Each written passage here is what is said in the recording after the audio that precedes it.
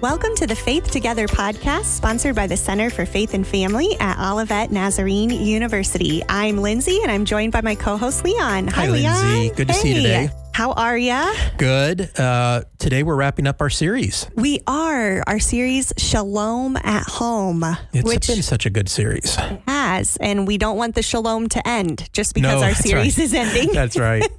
We want it to keep going, and I think today's topic in particular is really helpful for just keeping the shalom conversation happening in our families. And today we're going to talk about worth.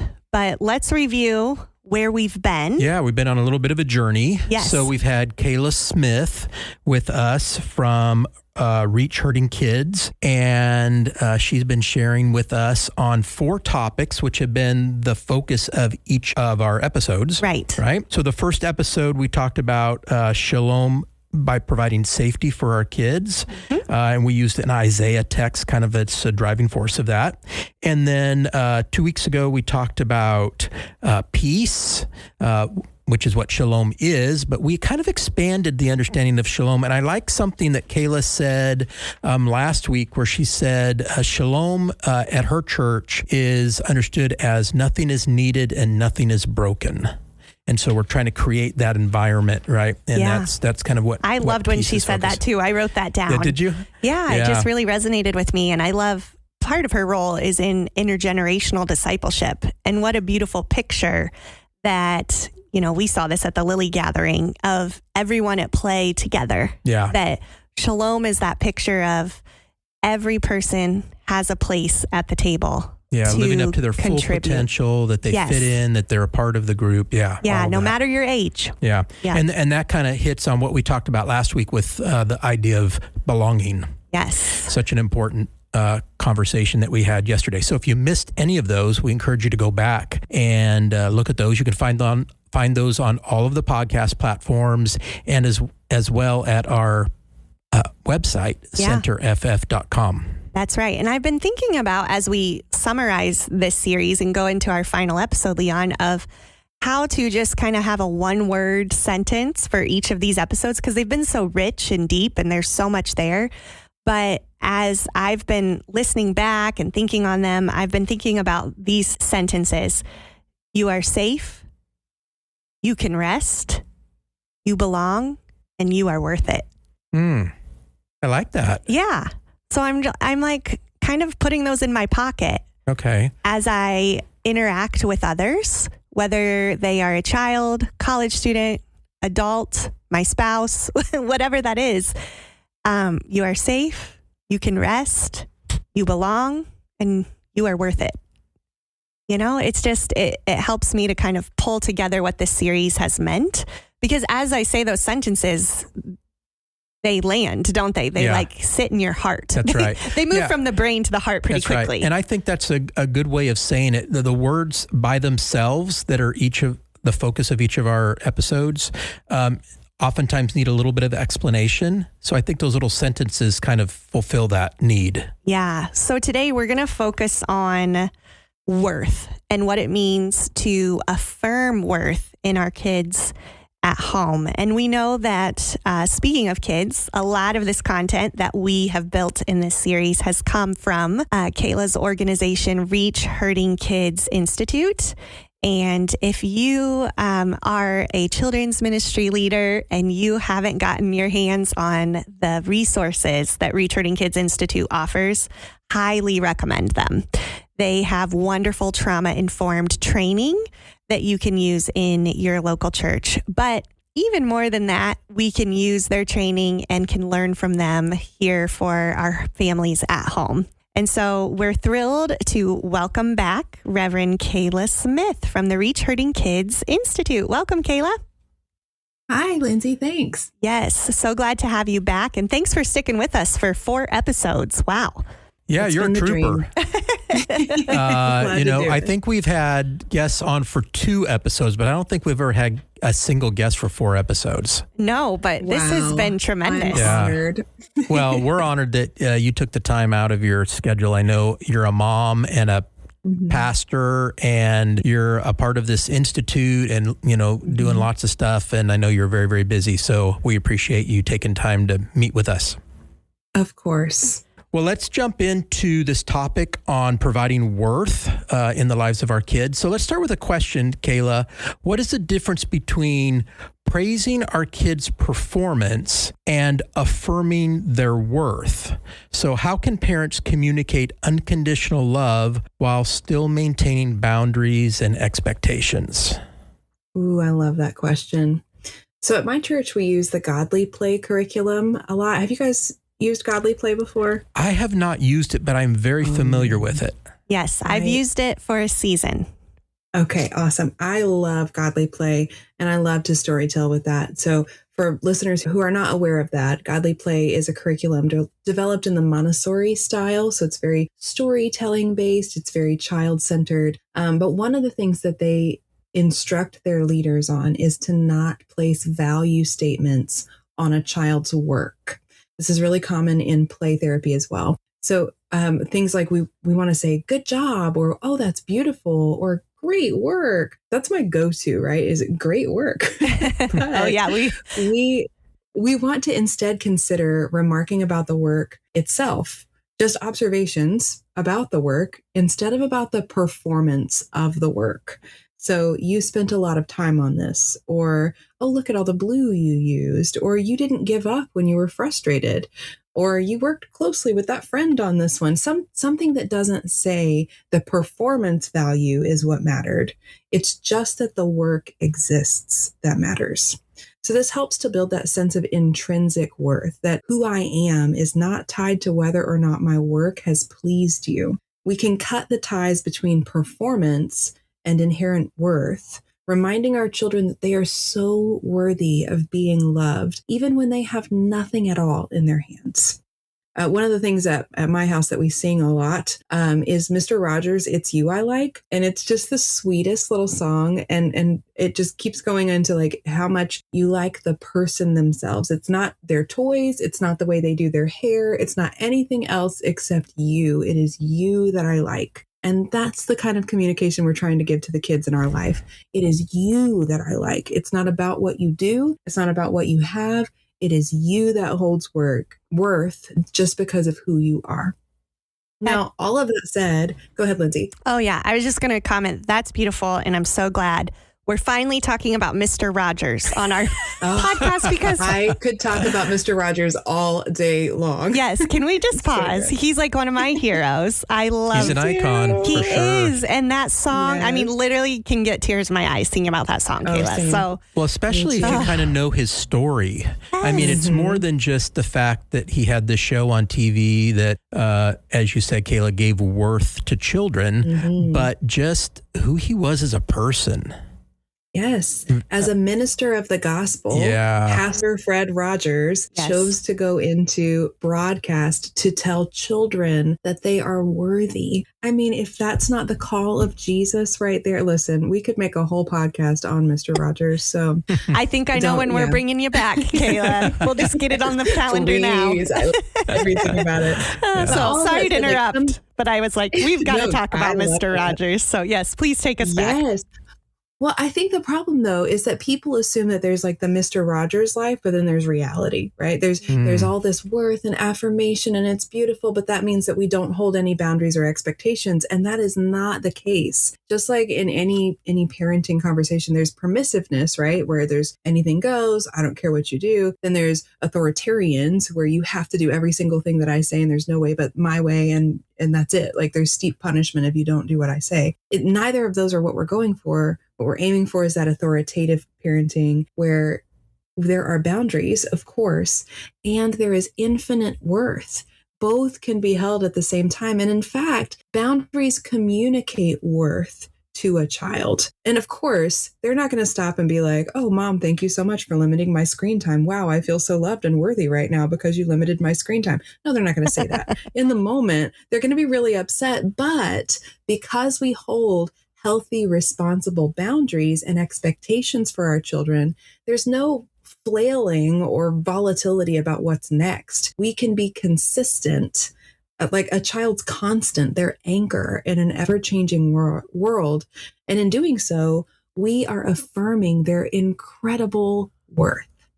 So, I want to ask you a question before Lindsey jumps into the next question, kind of as a follow-up to this. So let's move the example you gave from like doing art to like baseball, because so many kids, participate in sports, and the inclination is to say, man, you played a great game today, and glad you won, and those kinds of things. But half of the kids didn't win. And even if you did win, you may not have played well.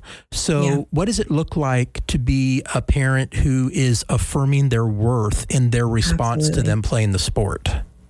Absolutely. I think we have to first name what we find to be the most worthy attributes of your child, that belonging, that kindness, those fruits of the Spirit that are happening in their life. Where can you affirm that that has happened? So instead of, man, you killed it today, you were out there and you won the game, you got as many points as possible. No, you were an excellent teammate. I saw you uplift that kid who struck out. Or listen, I'm not a sports person, so I'm probably going to say the wrong sports word here.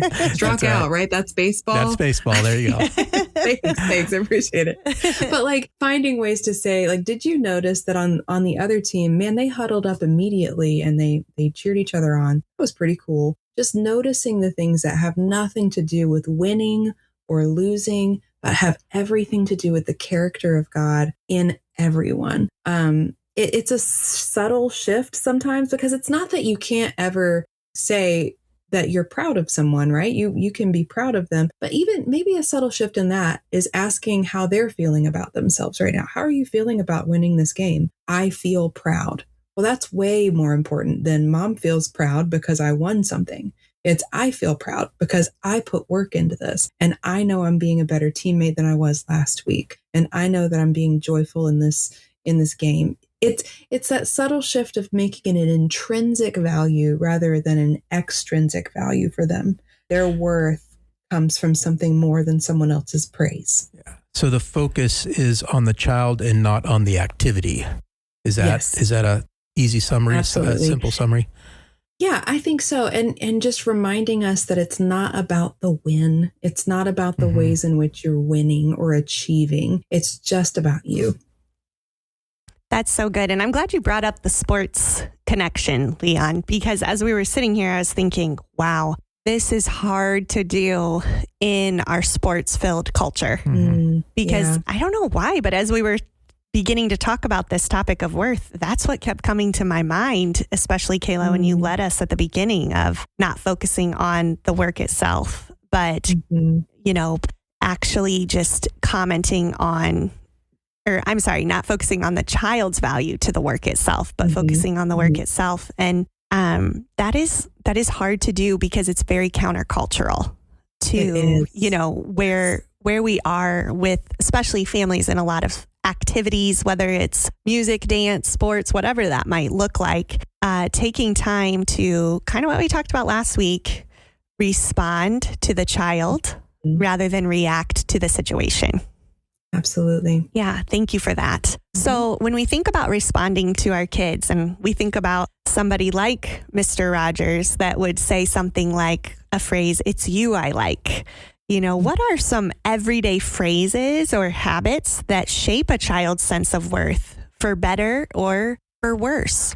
Now, Kayla, do a good job here, because I'm going to take notes. He's got his pen out. Because I want to use this with my grandchildren. I'm going to listen really carefully to how you respond to this. Well, and we talk about words of life a lot on the podcast. And that's kind of what we're talking about, isn't it? Yeah, I would say that's another filter for, this as well, Kayla, is like, how can we speak words of life and worth to our children? Yeah, absolutely. Well, Lindsey, the way you phrased that question in the first place, like for better or for worse. Ooh, that worse one, like there's nothing like being a parent to make you pay attention to your everyday words and habits. Like the things that just roll off your tongue that you wish you could just roll right back in. Like, ooh, I did not say that the way I meant to. Because words are world builders for good or bad, or hopefully neutral sometimes, but for good or bad.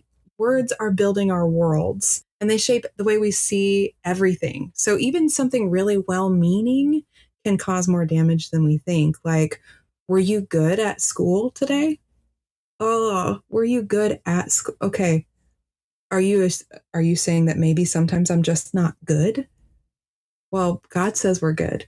So that's like things that you had a good intentioned heart on that maybe might be damaging. Or like when you're frustrated and you say something like, you're being so dramatic, you're being too sensitive about this. Oh man, that can be damaging. Or why can't you be more like your brother or your sister, or grow up? Those kind of things when you're frustrated and you say things and then you wish you could just reel them back in. Another one that comes to mind too about for when you said for good or for worse, for better or for worse, the word disappointment or disappointed is just something that I think we need to remember the power of as a parent. I'm not saying there's never a place in which we can talk about disappointed or how it feels to be disappointed. But I think we just need to be careful. That's when we need to be just aware of that it can permeate a conflict or a conversation in some really heavy ways.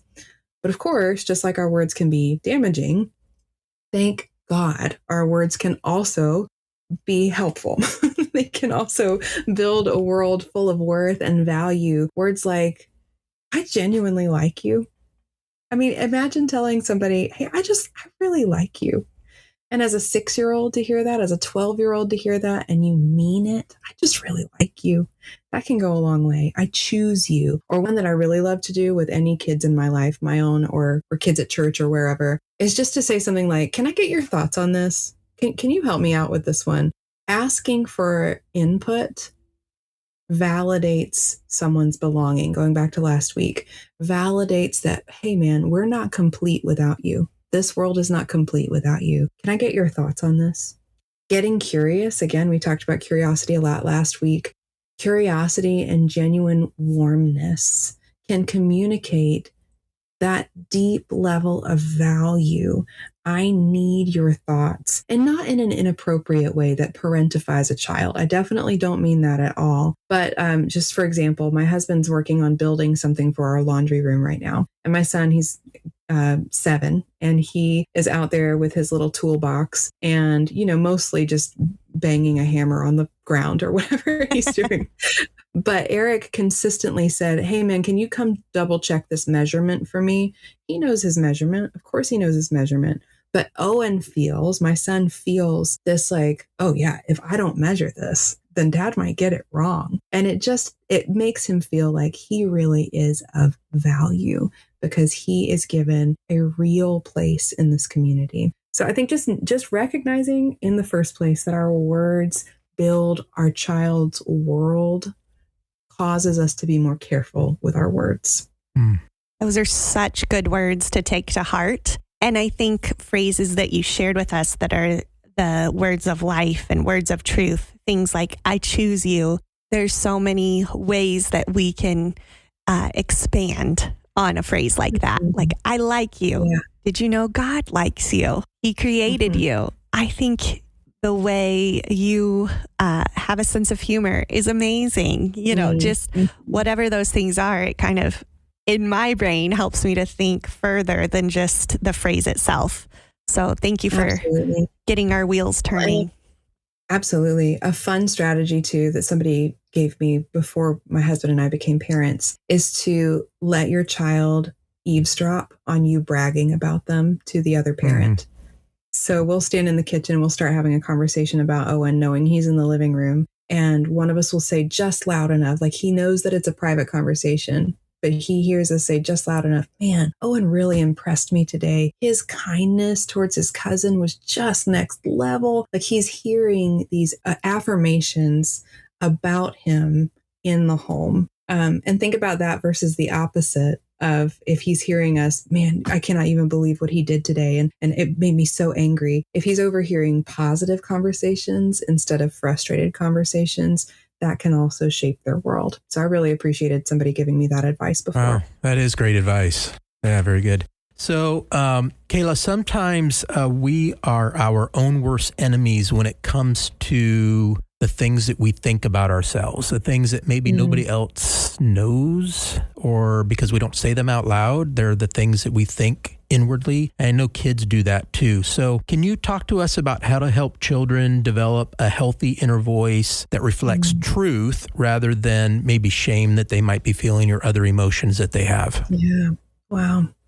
Yeah, children internalize their parents' or caregivers' voice and hear it as their own inner voice, which if that doesn't give you pause, it should. The way we speak to them becomes the way that they speak to themselves. So even just becoming aware of that can shape our responses. We have this opportunity to teach and practice and truly to model curiosity and self-empathy as we interact with the children in our lives. See, shame dysregulates, but compassion and empathy regulate us. Shame tears us down, but compassion and empathy bring healing.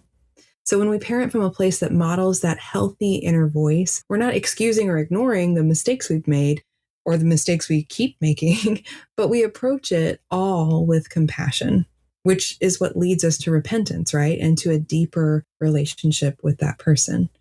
Shame does the opposite, leading us to isolate or to be immovable in our position. So if we want the children in our lives to develop healthy inner voices, we have to model for them walking in the light of Christ, in the light of love, not in darkness or in shame, but bringing it all to the light. I think of 1 John and how often 1 John is talking about the light and the darkness and all of that, walking in the light and being with Christ. And then I just love to see that the verses immediately following that are like, hey, if you're saying you've never sinned, you're a liar.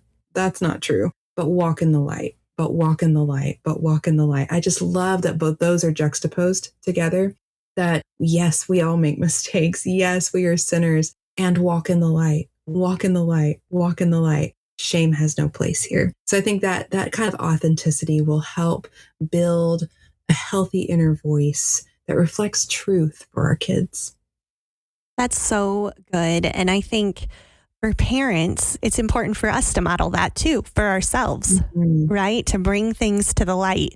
It may not be appropriate for us to share our inner voice thoughts with our children, but we can certainly share that with a trusted friend, with Jesus himself, and say, show me how to bring this to the light so that I'm not living in the dark. And so, Kayla, I'm wondering as we wrap up together, for parents who didn't grow up feeling valued, how can they begin to parent from a place of security, truth, and worth themselves? Yeah. I've heard the quote before, be the adult you needed as a child. And I've seen that in different ministry settings, but even as a parent, be that parent that you needed as a child, be that kind of safe adult. You don't have to have had a perfect childhood to raise securely attached children. Humility is powerful. And reflection is powerful. Resilience is our superpower as humans. And one of the things we talk about with retreating kids, God has created us with neuroplasticity, which means our brains are built to change into his likeness throughout our lives. Yes, trauma, big T trauma or little t trauma, affects the way we experience our lives, but the redemptive work of God can transform even our heaviest stories and help us love moving forward. Of course, there are the great options of going to therapy or talking with a close friend or seeking spiritual counsel to work through your wounds. That is so important as a parent to address your woundedness so that cycles can begin to break. And practice your own self-compassion all along the way. That's the hardest part to me, honestly, is to practice my own self-compassion and on some level to reparent yourself, to tell your little self in your own heart that it's okay to feel your big emotions, that it's okay and that you are safe and you are worthy and you can rest, all of those beautiful things that communicate our belonging. It is okay to remind your own childhood self that is still true for you too. So as you're navigating that, keeping in mind age appropriate sharing with your children. Of course, you do not ever need to overshare, but letting your child have a window into your own spiritual journey is also so helpful to their spiritual journey. So navigating that with a community that helps you to see those teachable disciple moments with your kids can be really, really helpful. But I wouldn't want any parent who felt like they grew up without feeling valued to assume that they will have to repeat that cycle. That is not the case at all. Praise God. God is a God of redemption, and our stories are redeemed. Amen. I can't think of any better words. I'm not even sure what to say right now. That was very good. Yeah. Wow. That's, really good.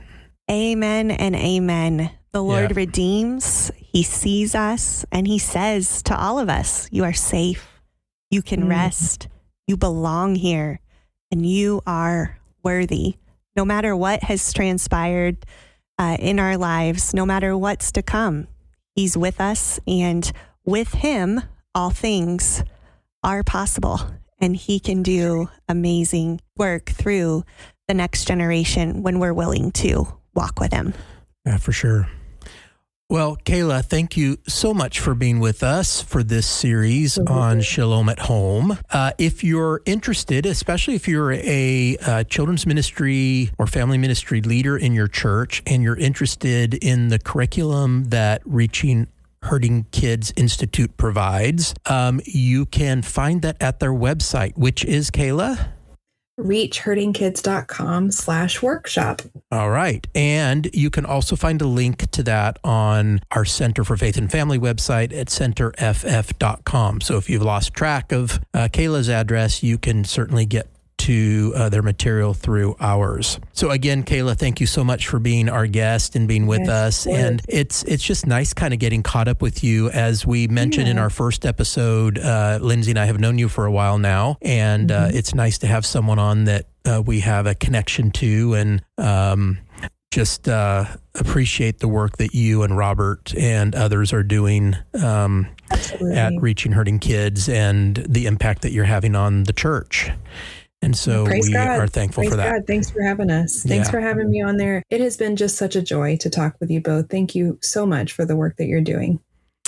All right. So again, listeners, thank you for joining us. Lindsey, do you want to, before we wrap this up, do you want to introduce where we're headed next? Yeah, I would love to. So starting next week, everybody, we've got a brand new series. It's going to be called Everyday Faith. And we're going to talk about how to take different days in the life of a family and set them apart to have faith conversations at home. Real practical. Very practical. Yeah. So we're going to talk about ordinary days, special days, holidays, game days, and summer days. Oh, okay. Yeah, Sounds like it's going to be a lot of fun. It is. So we hope you'll tune in next week for our series, Everyday Faith. All right, Kayla, would you like to sign us off as we wrap up today? Absolutely. When building faith, we are better together.